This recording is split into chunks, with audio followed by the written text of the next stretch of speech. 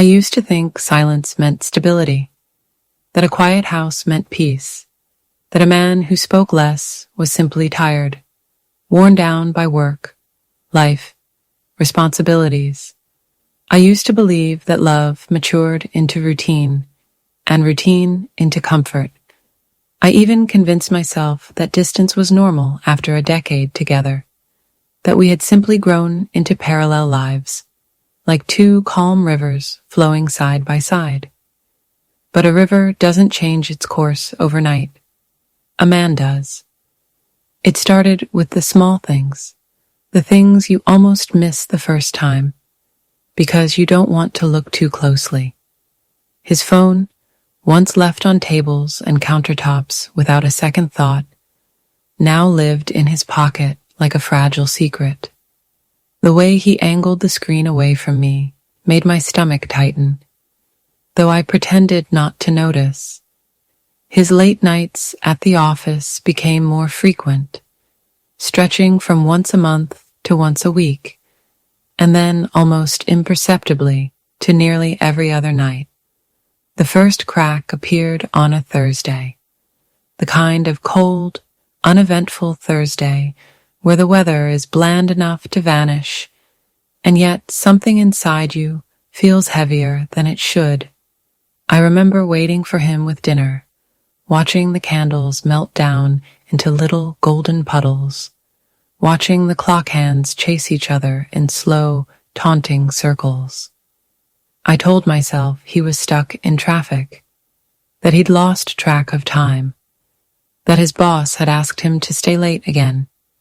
I even texted him a soft, "Drive safe," hoping for a warm reply. But what I received was a message that felt practiced, like a line said 100 times before. "Still busy. Don't wait up." I stared at those words longer than I should have, trying to shake off the icy whisper that slid down my spine. I told myself he was stressed, that the big project he kept mentioning was consuming him. I told myself everything except the truth. That night, when he finally walked through the door well past midnight, he smelled different, not like sweat or the sharp tang of office air. No, he smelled faintly floral, warm and unfamiliar-like, the lingering trace of someone who had leaned too close. I tried to dismiss it. Perfume clings to rooms, elevators, passing strangers. But this clung to him, to his collar, to his skin. He kissed my cheek with that mechanical tenderness he had perfected, and I forced a smile, swallowing the knot in my throat. I told myself stories to avoid the fear blooming inside me, stories that softened the edges of doubt. That perfume could have been from a coworker's hug, that late nights were seasonal, that men didn't change so suddenly without reason. I think all women know the moment something real shifts, the moment instinct stops whispering and begins roaring. Mine came the next morning, when I stripped his jacket off the chair to hang it properly. The scent hit me again, stronger now, as if the fabric itself was telling me the truth I refused to face. I froze. Just stood there holding the jacket, my fingers trembling against the seams. I brought it closer, breathing in the evidence. Floral, sweet, intimate. Not mine. Never mine. A bruise formed in my chest, slow and dark. But still, I didn't react. Not outwardly. Not yet. Because the worst part wasn't the perfume. It was the feeling that he thought I wouldn't notice. That he believed I was too naive, too trusting, too docile to put pieces together. He moved around me like a man rehearsing a role, convinced his mask was flawless. And maybe once, long ago, I would have believed him. But that Thursday, I felt the first crack open wide, and something inside me shifted. I started watching him in a different way, not with suspicion, but with clarity. He had always thought of himself as a good liar. Maybe he even was. but only to someone who wasn't paying attention. And suddenly I was paying attention. He didn't see it. Men like him never do. That was the beginning. The first fracture in the glass. The first cold breath of the truth beneath the surface. And the truth was waiting. Patient. Inevitable. Just like me. Silence meant stability. That a quiet house meant peace. That a man who spoke less was simply tired, worn down by work, life, responsibilities. I used to believe that love matured into routine, and routine into comfort.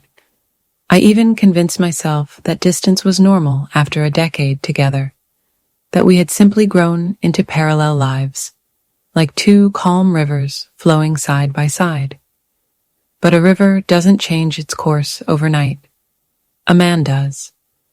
It started with the small things, the things you almost miss the first time, because you don't want to look too closely. His phone, once left on tables and countertops without a second thought, now lived in his pocket like a fragile secret. The way he angled the screen away from me made my stomach tighten, though I pretended not to notice. His late nights at the office became more frequent, stretching from once a month to once a week, and then almost imperceptibly to nearly every other night. The first crack appeared on a Thursday, the kind of cold, uneventful Thursday where the weather is bland enough to vanish, and yet something inside you feels heavier than it should.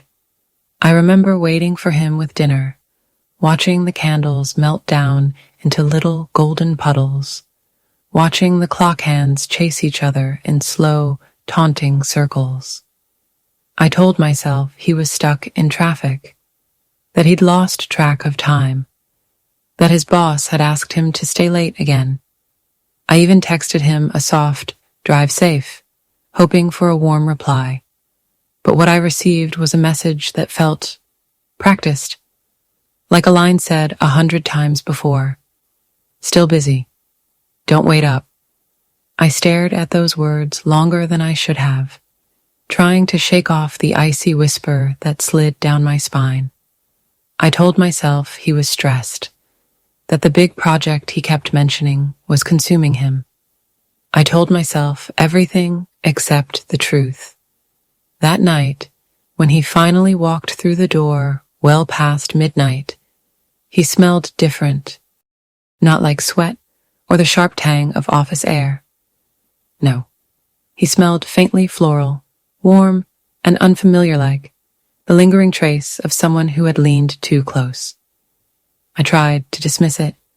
Perfume clings to rooms, elevators, passing strangers, but this clung to him, to his collar, to his skin.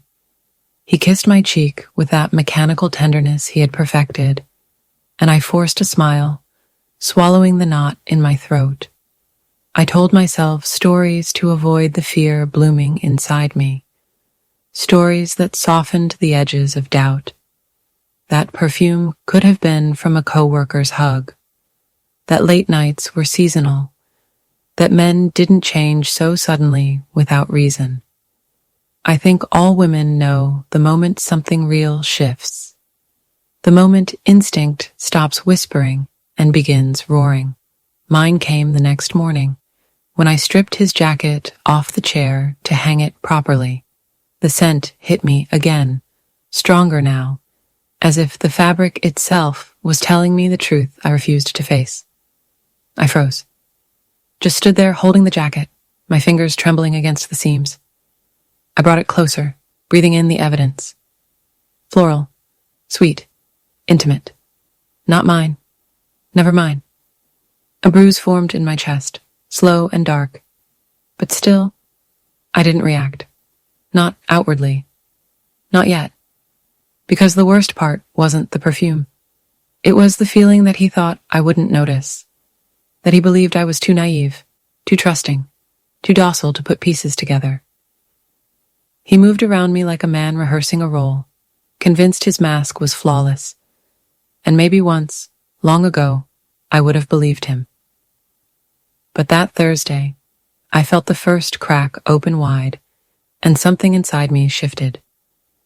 I started watching him in a different way, not with suspicion, but with clarity. He had always thought of himself as a good liar. Maybe he even was, but only to someone who wasn't paying attention. And suddenly I was paying attention. He didn't see it. Men like him never do. That was the beginning. The first fracture in the glass. The first cold breath of the truth beneath the surface.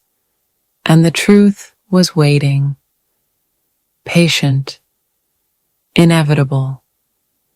Just like me. The truth, once seen, can't be unseen. It lingers behind every gesture, every excuse, every smile that bends a little too tightly at the edges. After that night, the message preview glowing like a quiet confession, I felt something inside me shift from doubt to certainty, from confusion to purpose.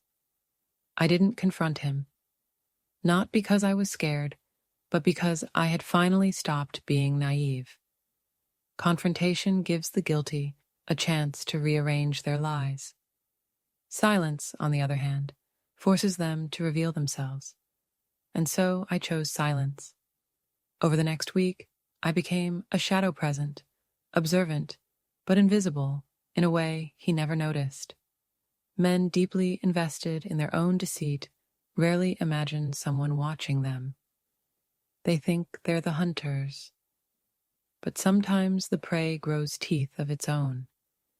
I started paying attention to his routines, his patterns, the moments where his facade cracked not enough for the untrained eye, but enough for someone who now saw the world through sharpened clarity.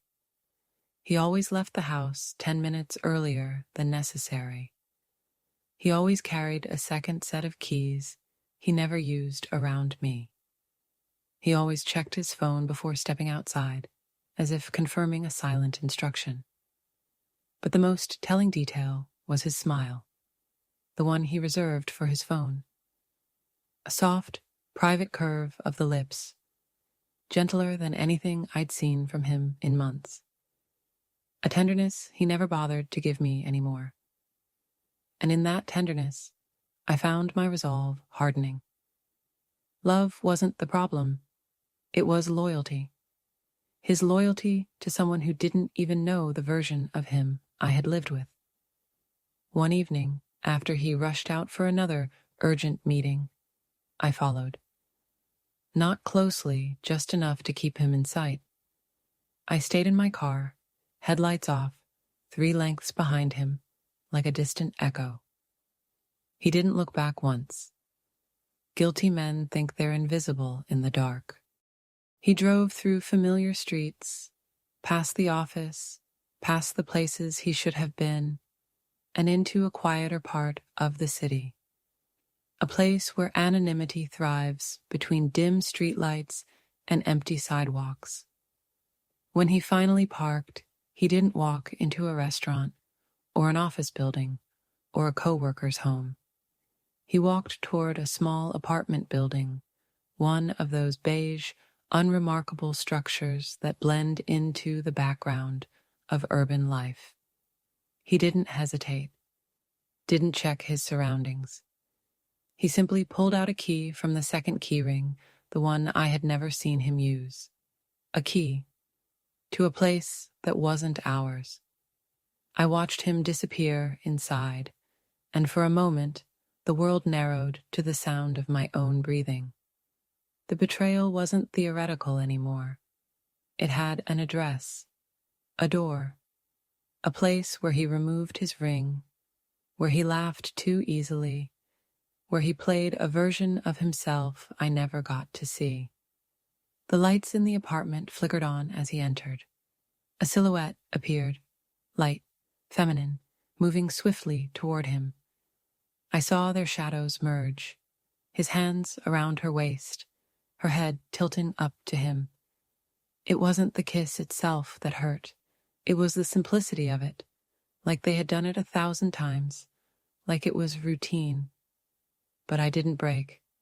That moment, watching him embrace another woman in a place he kept secret, didn't shatter me the way stories say it should. No tears, no rage, just a deep, resonant stillness, because now I knew everything I needed to know. I drove home slowly, deliberately, letting the quiet city hum around me. I didn't replay the kiss in my mind. I didn't imagine the conversations they had inside. Instead, I imagined something else entirely. The moment his perfect world would collapse. He thought he owned the narrative. He thought he controlled both lives. But he had no idea he had just handed me the script. From that night on, I wasn't the wounded wife anymore. I was a strategist, and the game had finally begun. There's a moment in every woman's life when she realizes the person she protects is the very person who harms her. It's not sudden. It's slow, gradual, a quiet unweaving of old instincts. For years, I had shielded him from stress, from consequences, from responsibility, from reality. I believed that's what love meant, being the net beneath his falls. But the night I followed him to that apartment, something inside me finally broke free. Not in anger, but in clarity. I had been protecting a man who would never do the same for me. That night, when he returned home after midnight, wearing the same shirt he had embraced her in, he found me reading on the couch. Calm, serene, almost peaceful. He looked startled, caught off guard. Still awake? He asked, loosening his collar like nothing in the world was amiss. I closed the book gently, marking the page with the ribbon. I couldn't sleep, I said, smiling softly. He relaxed instantly. He believed me. He always believed I lived in the stories he crafted for me. He poured himself a drink, started talking about his meeting, fabricating details with the ease of a man who'd rehearsed it long before stepping through the door. I listened, not to the lies, but to the tone, the casual, effortless tone of deception. That was when I realized something important. A man who lies easily is far more dangerous than a man who lies poorly, because he doesn't lie to escape trouble. He lies because it's who he is.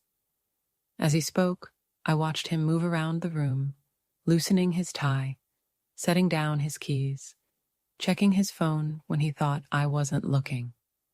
I memorized everything, the cadence of his voice, the tilt of his smile, the way he touched his neck when he lied. I didn't ask questions. Questions give liars structure. Silence makes them reveal themselves. He kissed the top of my head before heading to bed. That small, habitual gesture, the one that used to comfort me, now felt hollow, fragile, staged. When he disappeared down the hallway, I stayed on the couch, staring at the empty glass he left behind. My heart used to break for him. Now it stopped protecting him. For the first time in years, I directed that protection inward, toward myself, toward the woman I had neglected while trying to keep our marriage afloat. I realized then that heartbreak isn't a single moment.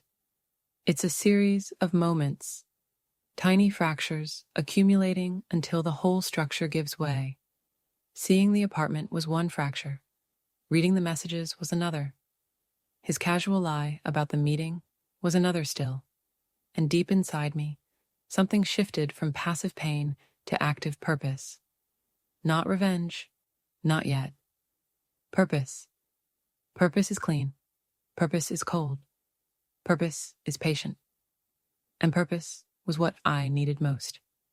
Later that night, when he finally fell asleep, I walked to the window and let the city lights wash over me. I felt strangely calm-like, standing at the edge of a storm, untouched by the wind. I thought about the years I had spent trying to fix what he was actively breaking, the nights I comforted him after his failures, the dreams I put aside so he could pursue his, the woman I used to be, the one who wouldn't recognize the stranger in my bed now. And I whispered to myself, barely audible, no more. 2 words, simple, final, a quiet vow. He didn't hear it. He didn't need to. Because from that moment on, everything changed. I was no longer the woman waiting for the truth. I was the woman preparing to expose it. He slept peacefully that night, unaware that the foundations of his double life had begun to crumble, and I stood by the window, watching the slow rise of dawn, knowing that the next chapter wouldn't be written by him. It would be written by me. Once I accepted the truth, the grief started to fade, slowly, subtly like smoke, thinning into the night air. What replaced it wasn't anger, nor heartbreak, nor desperation. It was clarity. Cold, precise, razor-sharp clarity. The kind that comes when a woman has finally stopped begging reality to be different. I knew I couldn't confront him. Not yet. Confrontation would only push him deeper into secrecy, drive him to erase the digital fingerprints of his betrayal, or worse, manipulate me into doubting what I had seen with my own eyes. Men like him are masters of reframing guilt. They twist timelines, rewrite conversations, gaslight you until your own memory feels unreliable. I wasn't giving him that opportunity. So I built my strategy quietly, piece by piece, like assembling a puzzle from the edges inward. The first thing I needed was information undeniable, time-stamped, cross-referenced truth. Truth he couldn't spin, dilute, or bury under charm. I started small. Whenever he left his phone, unattended, brief moments, like when he showered or stepped outside to take a call, I noted the patterns, not reading the messages yet, just understanding the flow. How often she contacted him, what time windows they used, how quickly he responded.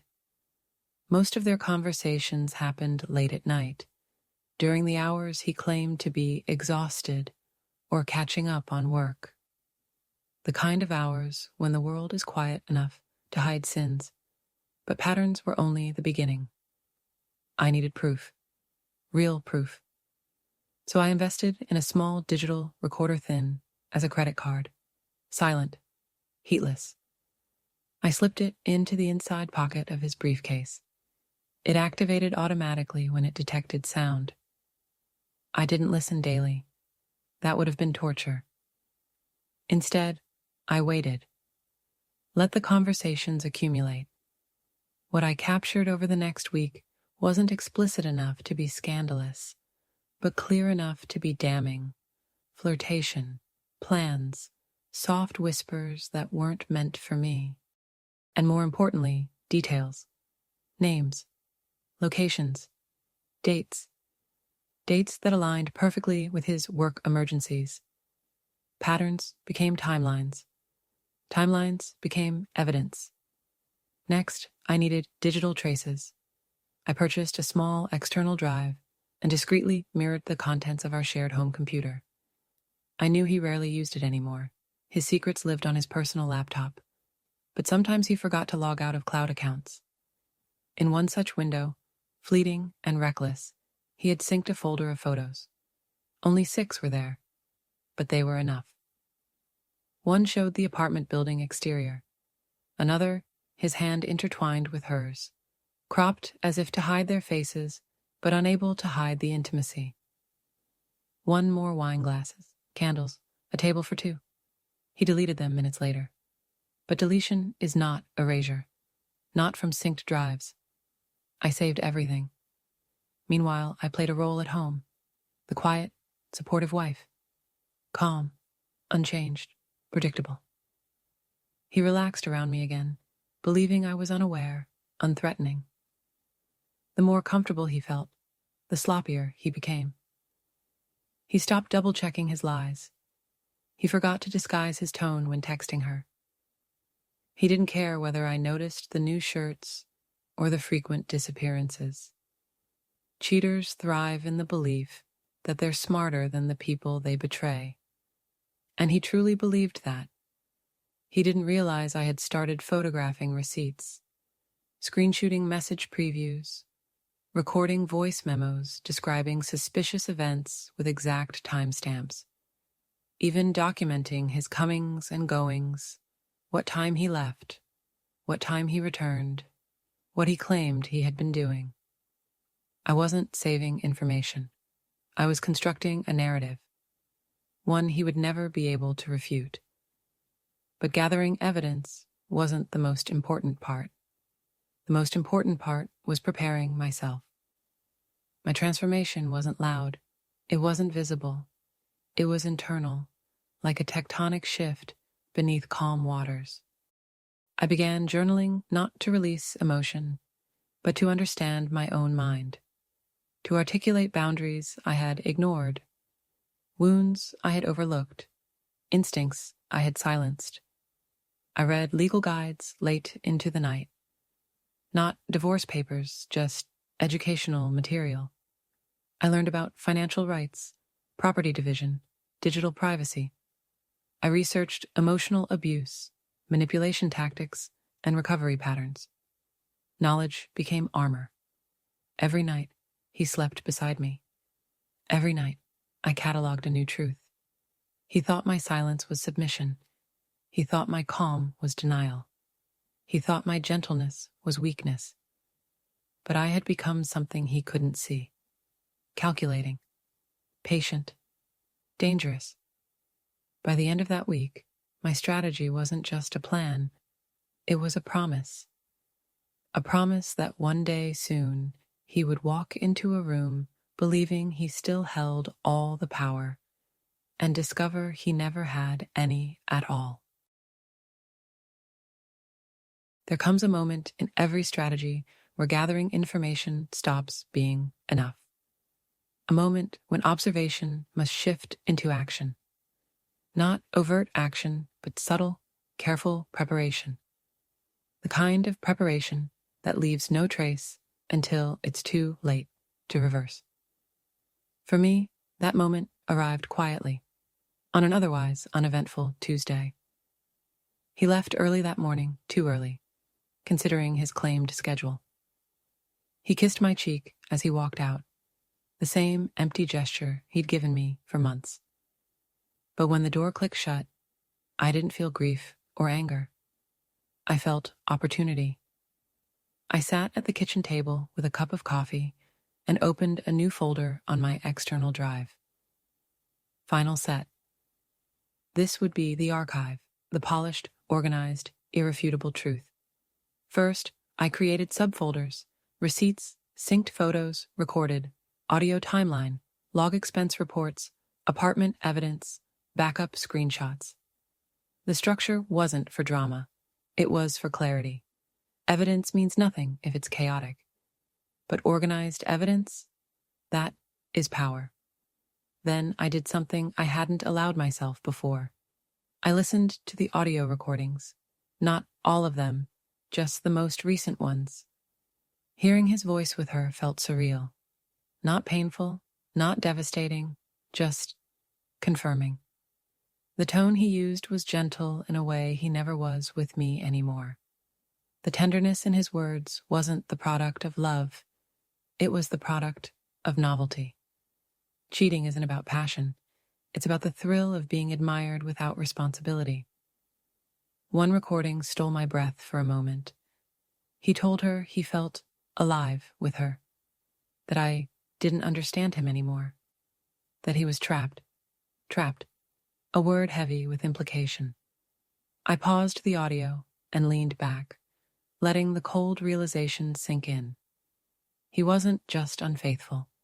He was building a narrative one in which I was the obstacle, the enemy, the cause of his discontent. That alone confirmed something crucial. He was preparing to rewrite history. But I was already writing the actual version, and I had no intention of allowing his fiction to replace my truth. I transferred the recordings to the final set folder, naming each file with date and location references. Next, I added metadata notes, contextualizing the audio so nothing could be misrepresented. Then came the hardest part: the apartment. I drove there in daylight. Not close enough to be seen, just close enough to understand the environment. I photographed the building from across the street.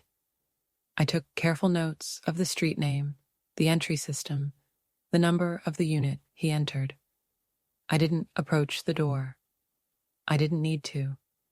The exterior was enough. Combined with the key he used, combined with the shadows I had witnessed, combined with the recordings, enough to demonstrate intent, access, consistency, enough to dismantle him. When I returned home, I organized everything into a precise sequence, an emotional but controlled timeline that traced the arc of his betrayal with the accuracy of a surgeon's scalpel. I didn't cry. I didn't tremble. I was steady. For the first time in years, steady. That evening, he came home early, smiling, relaxed, humming a song I didn't recognize. He wrapped his arms around me from behind, kissed my neck, asked what we should cook for dinner. A perfect husband returned to a perfect home. Except neither were true. And while he swayed me gently in his arms, oblivious to the truth assembling like storm clouds above him, I realized something. He wasn't my husband anymore. Not really. He was a project, a collapsing structure, a man walking blindly toward the end of his own story, and I was the quiet architect of his downfall. My trap wasn't a single dramatic moment. It wasn't confrontation. It wasn't exposure. My trap was preparation. My trap was precision. My trap was knowing more than he ever suspected. And when the day came to spring he would never see it coming. I always wondered how the end would feel. Would my hands shake? Would my voice crack? Would I crumble under the weight of everything he had done? In the end, it was nothing like that. The day his perfect lie collapsed was quiet, clean, controlled, just like the plan I had spent weeks shaping with surgical precision. It began early, long before he woke. I rose before dawn, showered, dressed in a simple, elegant outfit, nothing dramatic, nothing that signaled war.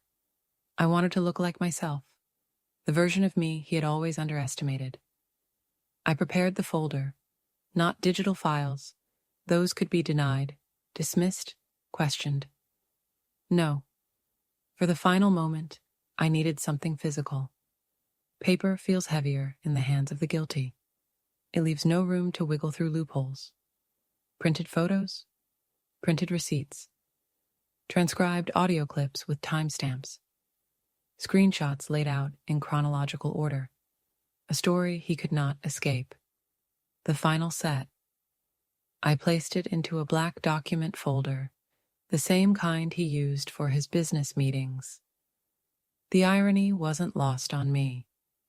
That morning, I told him we needed to talk. He looked annoyed, barely concealing the impatience twisting beneath his polite expression. "Can it wait?" he sighed. "I have a busy day." "No," I replied quietly. "It can't." He stared at me for a moment, confused. Good. Confusion was the first fracture. More would follow.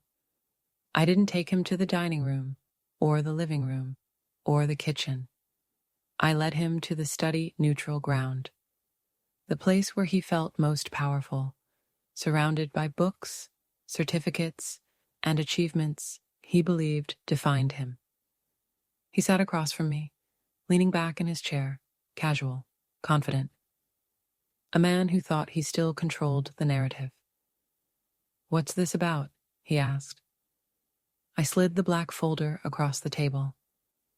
At first, he didn't touch it. Then curiosity got the better of him. He opened it. The first page was a photo, him entering the apartment building. The second page, a printed receipt dated Thursday, matching the work emergency he had sworn was unavoidable. Third, the synced photo of 2 glasses of wine and 2 intertwined hands. Fourth, a transcript of a recorded conversation, his voice telling her he felt alive with her. Fifth, a screenshot of her message preview. "Last night was perfect. I can still feel you." He flipped through the pages faster and faster, hands shaking slightly, despite his effort to remain composed. "I can explain," he said. The classic phrase of a collapsing liar. "There's nothing to explain," I replied calmly. His face twisted, shock, fear, then anger. Not because he felt guilty, because he felt exposed. "You went through my things?" he demanded. I met his eyes. "I protected myself. That's invasive. That's a reaction to your actions," I said. "Not the cause." He opened his mouth to argue, but the evidence in front of him removed any illusion of control. His protests fell apart one by one, like pieces of a rotting structure finally giving way. He tried blaming stress. He tried minimizing. He tried pretending it was only emotional. He tried saying they had ended things already. Every lie contradicted by the next page he flipped to. Finally, he hit the last page, a timeline cross-referencing his words with his actions. He froze. His breathing changed. His face sank. That was the moment he realized the truth. His double life wasn't unraveling. It was over. Not because I was emotional, not because I was dramatic, not because I was weak, but because I had been quiet, observant, patient, more dangerous than he ever imagined. "What do you want?" he whispered, small, defeated, afraid. "I want my life back," I answered softly. He stared at me like he no longer recognized who I was. And he was right. I wasn't the woman he betrayed. I wasn't the woman who begged for honesty. I wasn't the woman who cried quietly into pillows at night. I had become the woman who ended him. With truth, with precision, with undeniable evidence. I stood, leaving him with the very folder that dismantled his fantasy.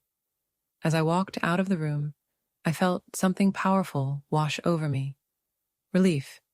Not revenge. Relief. Not because I destroyed him, but because he no longer owned even a piece of me. The illusion was dead, and I was finally free to walk out of the ashes. People imagine freedom as loud celebrations, new beginnings, a rush of fresh air. But mine came quietly. Freedom wasn't fireworks. It was silence. The kind of silence that wraps around you like a soft blanket after years of tension. The kind that lets you breathe without waiting for the next lie, the next excuse, the next disappointing truth. After the confrontation, everything moved quickly, faster than I expected. He tried bargaining, promising to fix everything, swearing the affair didn't mean anything. The irony was almost unbearable. The moment he realized I was done, he pretended to care. Not about me, about losing control. But I didn't want apologies. I didn't want reconciliation. I didn't want explanations or closure. I wanted distance. I spent the next weeks rebuilding the pieces of myself he had chipped away at over the years. Not dramatically, quietly, with intention. I found a new place, a small but bright apartment with tall windows and sunlight that touched every corner. A place where I could breathe. A place where every item inside belonged to me alone. The day I moved in, I stood in the doorway, for a long moment before stepping inside. The empty rooms felt like possibility, like rebirth. No more checking clocks, no more listening for footsteps, no more monitoring tone changes, message previews, late-night disappearances. Peace felt foreign at first. Then it felt addictive. I began rediscovering the woman I had been before he drained the color from my life. I took long walks in the evenings, letting the city glow reflect in my eyes. I read books he used to mock. I cooked meals for myself, not to impress anyone, not to meet expectations, just because they comforted me. Slowly, I felt my identity stitching itself back together. I met new people, not romantically, not out of desperation, but through small, organic moments, conversations in cafes, smiles exchanged in elevators, invitations to community gatherings.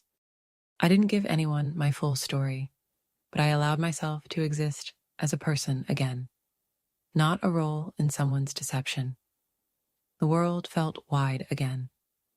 One evening, weeks after the breakup, I found myself standing on the balcony of my new apartment, watching the sunset paint the buildings gold. The air was warm, carrying the faint scent of jasmine from a neighbor's planter. And I realized I wasn't thinking about him. Not his lies, not his betrayal, not the woman he cheated with. I was thinking about myself, my future, my strength. Healing isn't a single moment. It's a collection of small victories. The first night you sleep without anxiety gripping your chest. The first time you laugh genuinely. The first day you don't reread old messages. The first afternoon you feel light, unburdened. I wasn't the same woman I had been before the storm. I was someone stronger, quieter perhaps, but stronger. I no longer needed revenge to feel powerful. The real revenge was rebuilding a life without him. A life he could never again touch, manipulate, or diminish. A life where my silence was no longer a prison, but freedom. And for the first time in years, I felt whole.